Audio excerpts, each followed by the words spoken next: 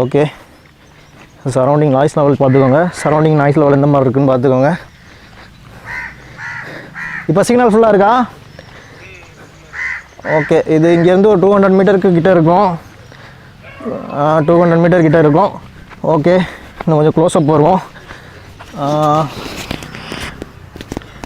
10 dBயில் இருக்குது. இப்போ 20 dBக்கு நான் சேஞ்ச் பண்ணுறேன். ஓகே, 20 dBயில் வச்சுருக்கேன். இப்போ இதோட நாய்ஸ் லெவல் எந்த மாதிரி இருக்குங்கிறத பாருங்கள். ஓகே, சிக்னல் ஃபுல்லாக இருக்கா? ஓகே, நான் செல்லை கட் பண்ணிக்கிறேன். பேசிட்டு நடந்து வரேன் அப்படியே. ஓகே, நான் பேசுகிறது கேட்குதான்னு மட்டும் செக் பண்ணிக்கோங்க. இப்போ கிட்டத்தட்ட 200 மீட்டர்ஸ் வந்து போயிட்டு வந்தாச்சு. 200 மீட்டர்ஸ்லையும் இதோட சிக்னல் ஸ்ட்ரென்த் வந்து எப்படி இருக்குங்கிறத பார்ப்போம். சரௌண்டிங் நாய்ஸ் லெவல் எப்படி இருக்குங்கிறதையும் பார்ப்போம். சரௌண்டிங் நாய்ஸ் லெவல் எப்படி இருக்குங்கிறதையும் பார்ப்போம்.